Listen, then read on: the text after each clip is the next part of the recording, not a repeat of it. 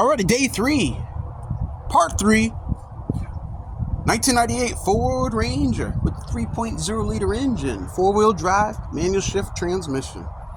This is the tailgate rust repair series, continued on. 40 grit sanding time. Alright, so I'd mentioned earlier about PPE. This is what I typically use. It's a 3M respirator. It uses our removable cartridges here, disposable cartridges, and you get them refilled. And the model number series, if you want to get specific, it's called a 3M Rugged Comfort Quick Latch Half Face Reusable Respirator 65,000L series, 6500L series. So that's typically what I use when I'm painting my car, doing painting work and all that. But if you don't want to go all out with that, you can use just a painter's dust mask. It has some type of protection, I'd imagine, for your sinuses. Couldn't tell you a model number. Oh, actually I could. It's a Honeywell model D6900V95 NIOS N95 mask. So there is some type of model, but there it is right there. So anyway, enough of the face masks and all that and PPE. Who needs that? You only got one set of lungs? No, I'm just kidding. So anyway, I would recommend using some type of protection for yourself. You only have one set of lungs, and if you want to live to that grand old age of whatever that magic number is, all the older guys I've seen in this trade, in this field, they seem to have gotten wise and use some type of protection. They can work longer into their 90s. And as a recap, I use glass cleaner, spray away glass cleaner to prep the work site, and I also use it to get into the job itself, meaning prep the metal, and bug and tar remover to prep the metal as well, to get all those contaminants off. So I guess you could say the actual job of the video should have started 3 minutes later. But anyway, some people like details, and I try to give information and knowledge whenever I can. And most sanding jobs, I use this old rubber block right here, typically found at any harbor, any auto supply, auto body store, auto parts store. And I use Hercules grit 40 grit sandpaper. So let's begin. So with this, I sand this way, I go this way, up and down, sideways, backwards, upside down. I go everywhere. And I sand until I find a low spot. So right here would be considered, well, that's just low metal. But the sanding, if you come into a high spot, you gotta stop. And I'll point at some high spots when I find them. I use 40 grit to start off, because like I said, it's a 40 grit, 36 grit is a great material. It removes material pretty quick. If you start with a higher grit, well, not only you're wasting material, but you're wasting time. And you might not remove what you want to do. So using that 40 grit I found has helped me get there quick. You can do circle motions too. If you get bored, circle will work.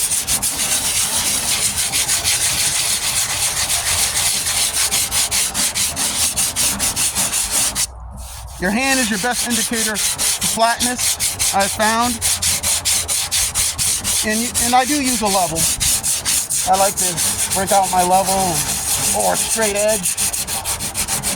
Whatever works to help you judge whatever level is for your eye.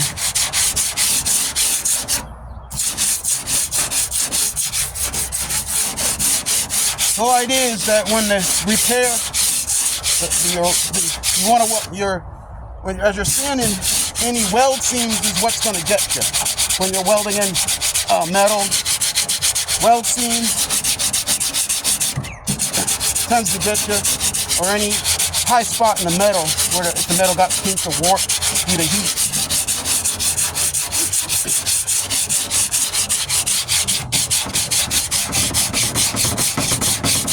Just keep on sanding. You're going to sand,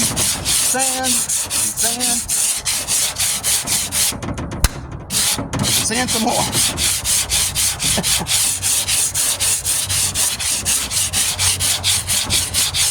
Use some Bondo fill so it's nice and flat. And you saw how much Bondo fill I put on there, right? Just to get it down to this. So you're gonna need I'm not concerned about too much Bondo fill on anything anymore. I used to be, oh man, I got too much Bondo fill. Nope. Not concerned about that. My concern is getting it level.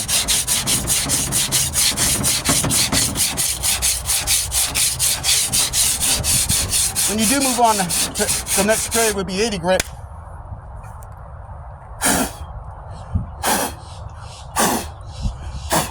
An air can would work to get that air. An air can to blow off that, or even another rag, or add a compressor. You need to blow stuff off. If you don't got a good healthy lungs, that's why you want to use a face mask, a dust mask, respirator, so you can blow off the panel like I did and show your superior strength in your lungs. That's the important thing. You can show off with a camera how you blew that panel off with those lung packs. And you can only use that if you wear a dust mask. All right. So how am I doing? Feeling pretty smooth, feeling pretty low. There's a little bit of a line right here, no problem. That's what feather edging does. Feather edge on that line, knock it down. You'll feather edge anyway when you get to when you do all those progressive grips going on up. There you go. See how aggressive that is? Woo! That's why I try to use 40 grit only on the Bondo repair itself. I don't go straight to metal. Because this sucker will, damn, it will put some scratches in metal like you never known.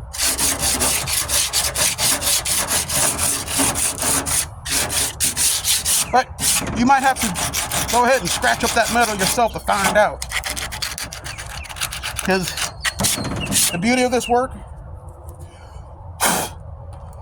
is experiential. It's experiential learning, meaning experiential experience learning. You learn by doing. Very tactile.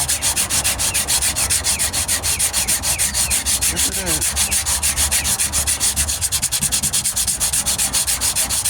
Just keep on going. Keep on going with yourself here. Yeah. I looked at the time on the clock. Doing pretty good.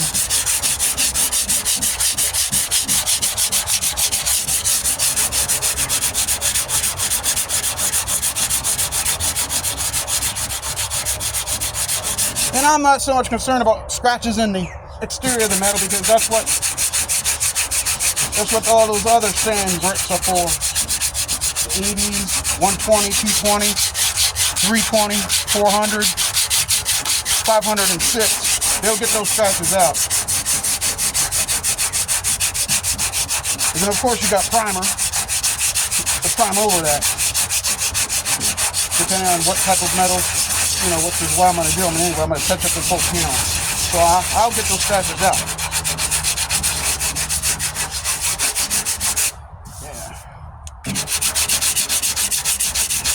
I guess sometimes you gotta ask yourself, well, when do you stop sanding?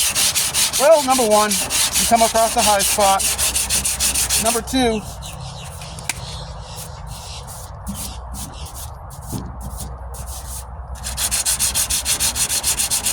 when it's level. And once you find an area that's kind of high to the touch, you can go ahead and concentrate on that spot a little bit. Don't stay there too long because you won't be level. See, now it's starting to look like something to me.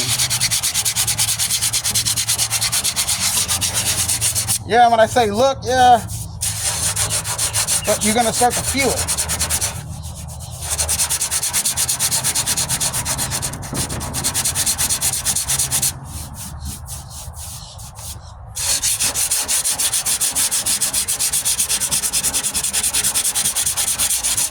All right.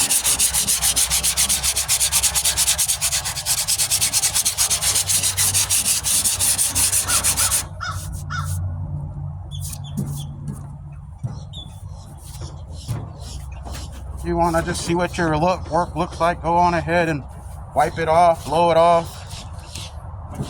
Do what you got to do.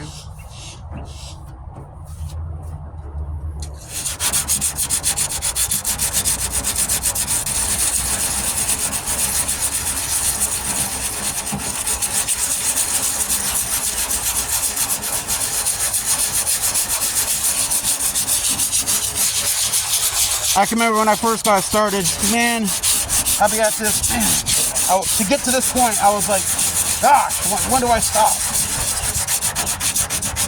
Now I feel I'm getting a little bit reasonably quicker. And that's all judgment. That's the art of it. The art, the judgment, the craftsmanship ability, how to use your tools. Trusting your tools, hours put into something. And all skills and ability. I believe most of people who work with their hands and fix things, do things with their hands, have an innate ability to do other things.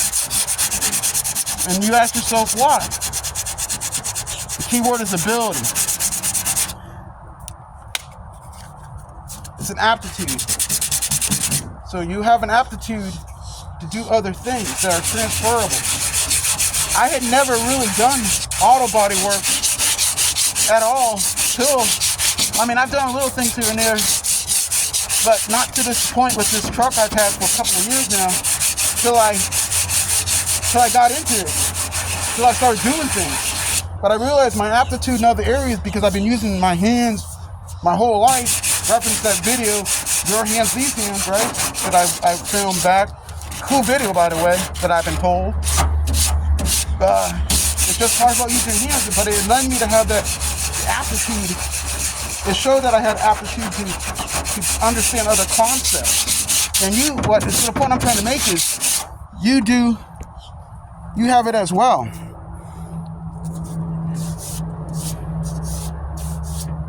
You have that same ability as well. So things are transferable. Knowledge is transferable. Your hands have memory.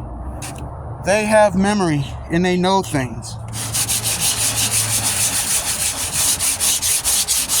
Just like I have friends who are, good example, massage therapists. How many bodies have they physically touched or muscles have they physically touched to know what that muscle is, as they would tell me, hard to the touch when it rolls under their hand, or the fossa tissue is hard, they would say. They know how much pressure to apply and when not to really help knead out that knot in their plank. Leg, arm, shoulder, back, or whatever they're working on. Let's stick to the muscle, right? And that's kind of like with this. The hands will learn how much pressure to apply. That is really cool to me. Your hands have knowledge. All right. I'm just working this area right here a little bit. I'll take a little bit more body fill and throw some in there. Start it all over.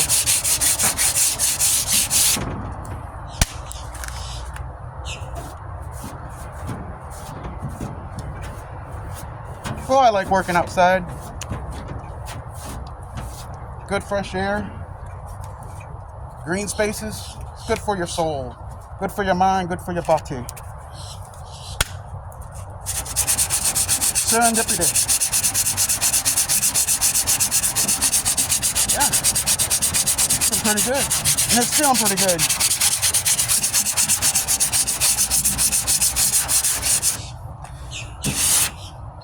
Alrighty, so I can keep seeing it a little bit more, but I'll just show you now.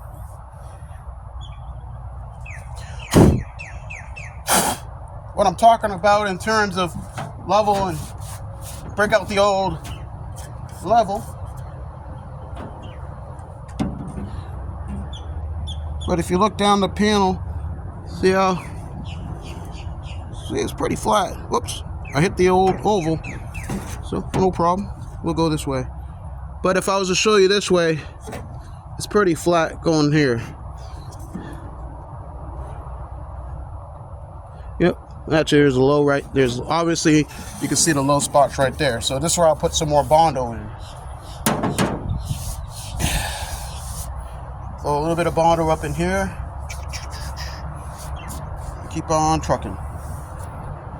Alrighty. Optimum time. So as I say here at Ablecraft, you too can become able. You are able to do this. And if I can do it, I bet you all can do it better with practice.